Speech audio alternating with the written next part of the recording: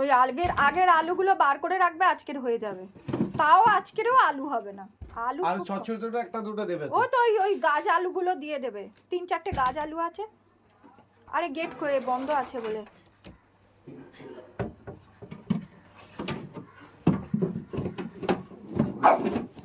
এই তুই নেমে কি করবি এখন? দাঁড়া, দেখ না গাছগুলো আলুতে দেখ না গাছ বেরিয়ে গেছে।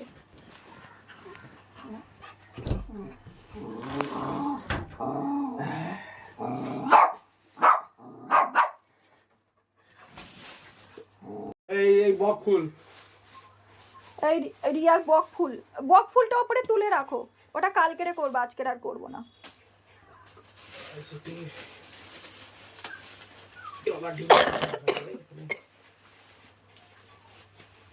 এখানে রেখে দাও সব এক সাইডে। যা, ডিম ভেঙেই গেছে। হ্যাঁ, তোর মধ্যে আনলে ভাঙবে না তো কি হবে? তুমি ডিমটা আলাদা আনুনি কেন?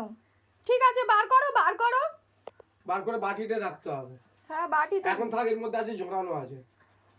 আরে ভর্তি হয়ে যাবে তো। এইটার মধ্যে দেবো। ওটা কুটুসের বাটি তো, প্লাস্টিক আছে, থাক কিছু। কুটুসের জল খাবার বাটি ওটা।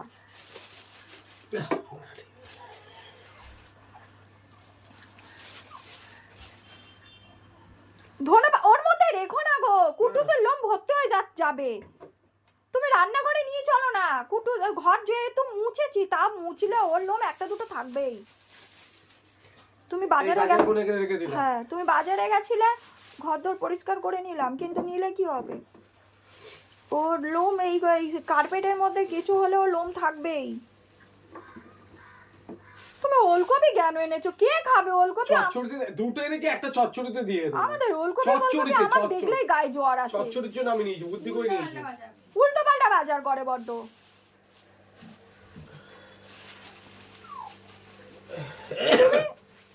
তুমি আজকে চলে যাবে, তুমি থাকবে না সারা সপ্তাহ।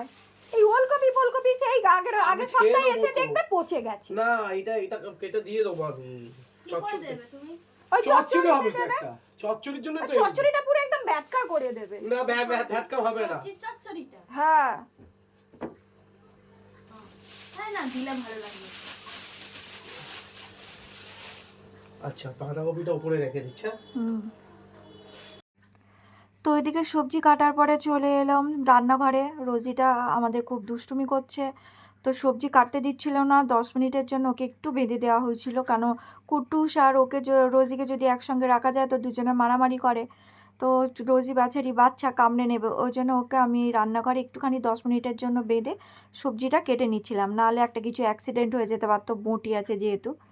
আর এইদিকে রাজার সবজি কাটছে, আর আমি এইদিকে ভেজে নিয়েছিলাম বড়া, মুড়ি খাবো বলে। তো ভাতটা বসিয়ে আর আমি চলে গেলাম ওই ঘরে মুড়ি আর এই যে বড়া ভাজা নিয়ে। ও সবজি কাটছে, আমি মুড়িটা খেয়ে নিলাম। তো মুড়িটা খেয়ে তারপরে আমি আবার রান্নাঘরে ঢুকবো। তো রান্নাঘরে এলাম, এসে দেখছি যে ওর সবজি কেটে ধোয়াও হয়ে গেছে। তো আমি এদিকে বসিয়ে দিয়েছিলাম কড়া।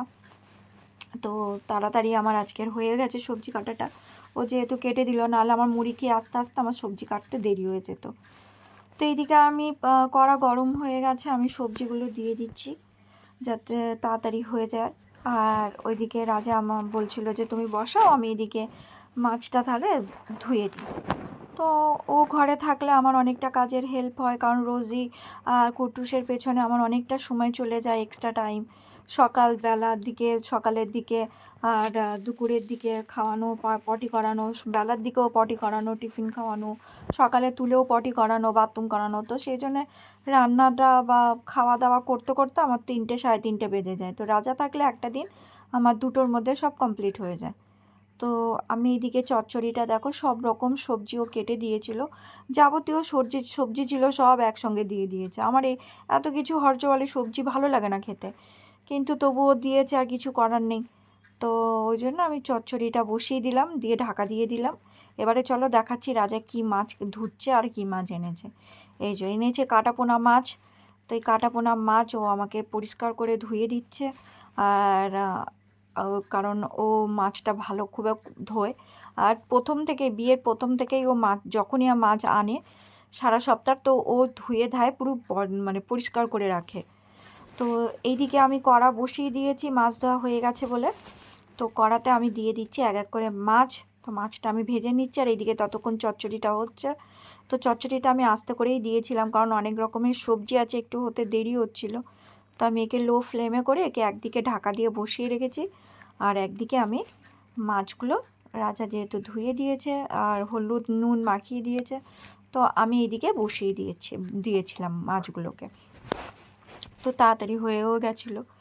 তো চলো তোমরা দেখতে থাকো। তো তারপরে এইদিকে আমার ঝোল, মাছ যেহেতু ভাজা হয়ে গেছে, তো আমার ঝোলটাও আমি এইদিকে বসিয়ে দিয়েছিলাম। তো আমি তোমাদেরকে এই রেসিপিটা দিলাম না, যেহেতু এই রেসিপি তোমাদেরকে দুবার ধরে দেওয়া হয়েছিল। পেঁয়াজ কালি, টমেটো, পেঁয়াজ আর কড়াইশুঁটি, কাঁচা লঙ্কা দিয়ে একটা ঝাল, যেটা এই রেসিপি বারবার দিলে তোমরা হয়তো বিরক্ত হয়ে যাবে।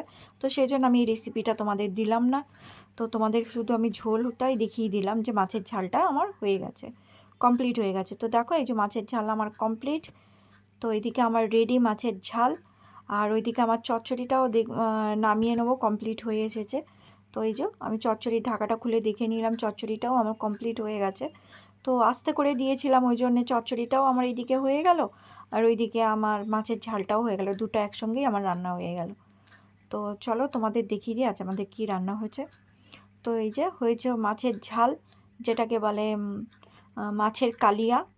তো হয়েছে মাছের কালিয়া আর সব রকম একটা সবজি দিয়ে, হরজোয়ালি সবজি দিয়ে একটা চচ্চড়ি। তো চচ্চড়িটা দেখলাম অনেকটা হয়েছে। তো এই চচ্চড়ি আর হয়েছে আমাদের ভাত। ভাত তো রোজই হয়, এটা জানা কথা। তো চলো দেখা হচ্ছে নেক্সট ভিডিওতে। ভিডিওটা একটা লাইক আর কমেন্ট অবশ্যই করে দিও। টাটা।